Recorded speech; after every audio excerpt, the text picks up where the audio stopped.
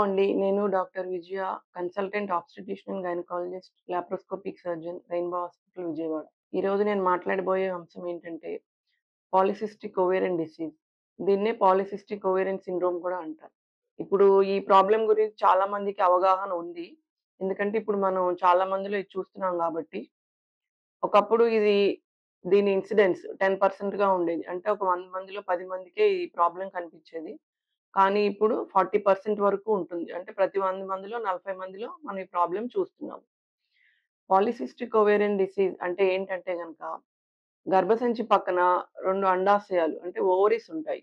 ప్రతి నెల ఏమవుతుందంటే గనక, పీరియడ్ స్టార్ట్ అయిన తర్వాత ఫిఫ్త్ డే నుంచి స్లోగా ఒక ఫాలికల్ గ్రో అవుతుంది.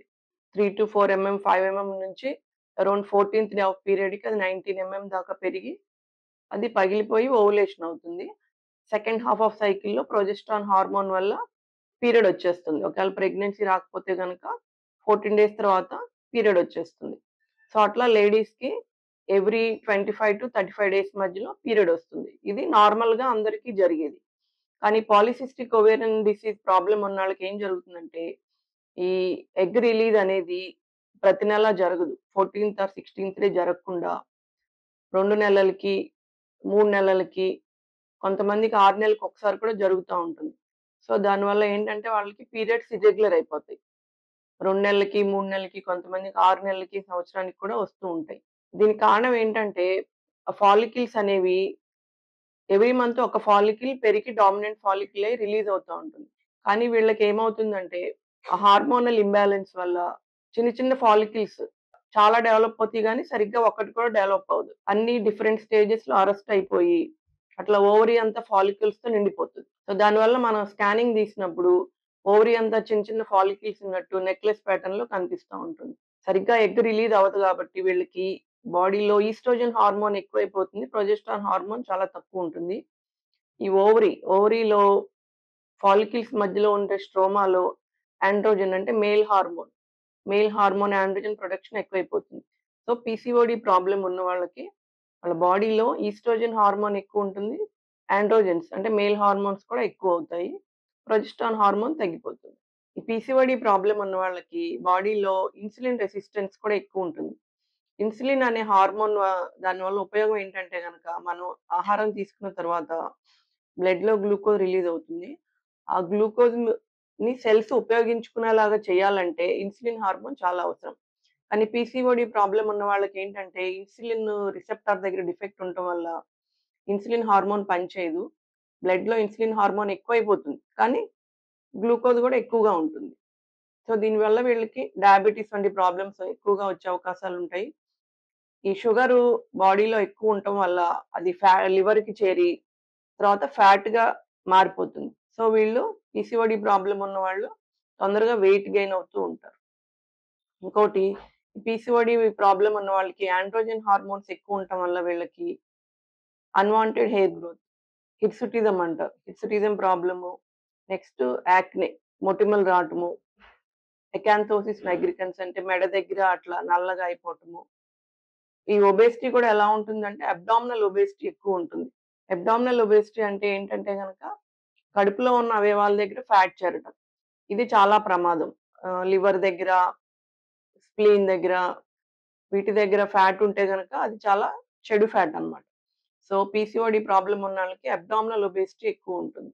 ఇంకొకటి ఈ పీసీఓడీ ఉన్న వాళ్ళకి ఎగ్ రిలీజ్ సరిగ్గా ఉండదు కాబట్టి వాళ్ళకి ప్రెగ్నెన్సీలో ప్రాబ్లమ్స్ ఉంటాయి. అంటే కన్సీవ్ అవ్వటానికి, ప్రెగ్నెంట్ అవ్వటానికి కూడా వాళ్ళకి ఇబ్బంది పడతారు.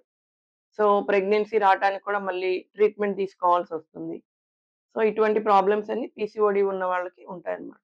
ఇందాక చెప్పుకున్నట్టు మనం పీసీఓడీలో ఇన్సులిన్ రెసిస్టెన్స్ ఉంటుందని చెప్పుకున్నాం గాబట్టి, ఈ ప్రాబ్లమ్ ఉన్న వాళ్ళకి 40 ఇయర్స్ తర్వాత hypertension, BP, sugar, hyperlipidemia అంటే కొలెస్ట్రాల్ ఎక్కువ అవటం, వీటన్నిటి వల్ల గుండె జబ్బులు ఎక్కువొచ్చే ప్రమాదాలు కూడా ఉంటాయి వీళ్ళకి. సో, ఈ పీసీఓడీ అనేది ఎందుకొస్తుంది అంటే, కొంతవరకు జెనెటిక్ అంటే ఇంట్లో అమ్మలకి, పెద్దమ్మలకి ఉన్నా, లేదా మన సిస్టర్స్‌కున్నా, అలాంటప్పుడు గూడా మనకు పీసీఓడీ రావచ్చు. ఇంకా ఈ రోజుల్లో పీసీఓడీ ప్రాబ్లమ్ ఎందుకు ఎక్కువవుతుందంటే గనక, మెయిన్‌గా బయట ఫుడ్ ఎక్కువ తినటం అలవాటు చేసుకొని, జంక్ ఫుడ్ గాని, ఇవన్నీ తినటం వల్ల ఒబేసిటీ ప్రాబ్లమ్ వల్ల కూడా ఈ రోజుల్లో పీసీఓడీ ప్రాబ్లమ్ మనం చాలా ఎక్కువ మందిలో చూస్తున్నాం. అయితే పీసీఓడీకి ట్రీట్మెంట్ ఎలా ఉంటుంది? సో, పీసీఓడీ ఉన్నప్పుడు వాళ్ళ వయసెంత? వాళ్ళకి వచ్చిన ఇబ్బందేంటి? అనే దాన్ని బట్టి మనం ట్రీట్మెంట్ చేస్తాం. ఇప్పుడు పీసీఓడీ యంగ్ ఏజ్‌లో అంటే టీనేజ్ గర్ల్స్‌లో వచ్చిన బిలో 20 ఇయర్స్ ఏజ్‌లో ఉన్నప్పుడు వాళ్ళకి మెయిన్ దేనితో సఫర్ అవుతారంటే obesity, irregular periods, acne, hirsutism వాళ్ళ మెయిన్ కన్సర్న్‌గా ఉంటుంది. సో, ఆ టైంలో మనం ఏం చెప్తామంటే పీరియడ్స్ రెగ్యులర్ అవ్వటానికి, హార్మోనల్ ఇంబాలెన్స్ కరెక్ట్ అవ్వటానికి కొంతవరకు ఓరల్ కాంట్రాసెప్టివ్ పిల్స్ పనిజేస్తాయి.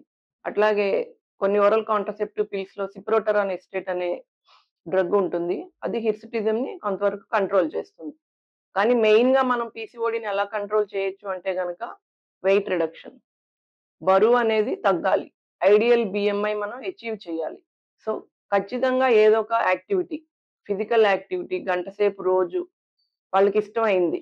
స్విమ్మింగ్ గాని, ఏదన్నా గేమ్ గాని, డాన్స్ గాని, జిమ్‌కి పంపించడం గాని, ఏదైనా చేసి వాళ్ళు బరువు తగ్గేలాగా చూడాలి.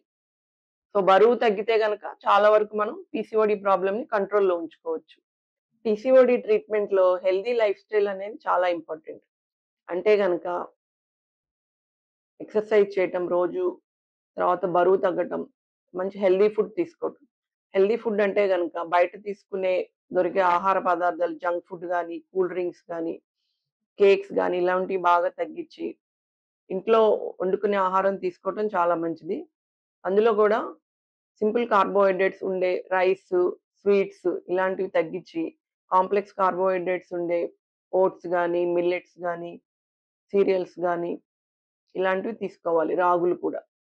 ఈ కాంప్లెక్స్ కార్బోహైడ్రేట్స్‌లో ఫైబర్ ఎక్కువగా ఉంటుంది. సో, దానివల్ల మనకి అలాంటివి తిన్నప్పుడు కడుపు నిండుగా అనిపిచ్చి, మనం వెంటనే మళ్ళీ ఆకలి వేయకుండా ఉంటుంది. సో, కాంప్లెక్స్ కార్బోహైడ్రేట్స్‌ని ప్రిఫర్ చేయాలి. ప్రోటీన్ గూడా చాలా ఇంపార్టెంట్. మన డైట్‌లో కనీసం 0.8 gram per KG body weight వచ్చేలాగా ప్రోటీన్ రోజువారీ ఆహారంలో ఉండేలాగా చూసుకోవాలి. సో, అవి కాకుండా ఇంకా రోజు fresh fruits, green vegetables, eggs గాని, మిల్క్ గాని ఇలాంటి మంచి ఆహారం తీసుకోవాలి. సో, హెల్తీ లైఫ్ స్టైల్ అంటే వెయిట్ మేనేజ్‌మెంటు, ఎక్సర్‌సైజు, డైట్ వీటన్నిటితో మనం పీసీఓడీని కంట్రోల్ చేసుకోవచ్చు. కనీసం 5% ఆఫ్ ద వెయిట్ తగ్గితే గూడా మనకి పీరియడ్స్ మళ్ళీ నేచురల్‌గా స్టార్ట్ అయ్యే అవకాశాలుంటాయి. సో, వెయిట్ తగ్గటానికి ట్రై చేయాలి. నెక్స్టు పీసీఓడీ వల్ల వచ్చే ఇన్‌ఫర్టిలిటీ ప్రాబ్లమ్స్‌కి మనము ఎగ్ రిలీజ్ అవ్వటానికి టాబ్లెట్స్ ఇస్తాము. టాబ్లెట్స్ ఎగ్ రిలీజ్ అవ్వకపోతే గనక నెక్స్ట్ ఇంజెక్షన్స్ ఉంటాయి. అవి కూడా వర్క్ అవ్వకపోతే గనక నెక్స్ట్ మనం ఐవీఎఫ్ అలాంటి ట్రీట్మెంట్స్‌కి కూడా వెళ్ళవచ్చనమాట. సో, పీసీఓడీ ప్రాబ్లమ్ ఉన్నవాళ్ళు ప్రెగ్నెంట్ అయినా కూడా వాళ్ళకి కొన్ని ఇబ్బందులుండొచ్చు. ఎలా అంటే గనక పీసీఓడీ ప్రాబ్లమ్ ఉన్న వాళ్ళకి హార్మోనల్ ఇంబాలెన్స్ వల్ల అబార్షన్‌లవ్వటము, తర్వాత ప్రెగ్నెంట్ అయినా కూడా వాళ్ళకి షుగర్ రాటము, జీడీఎం అంటాము. తర్వాత బీపీ రావటం, ప్రెగ్నెన్సీ ఇండ్యూస్డ్ హైపర్ టెన్షన్ ఇలాంటి ప్రాబ్లమ్స్ వచ్చే అవకాశాలు కూడా ఉంటాయి. పీసీఓడీ ఉన్నవాళ్ళకి.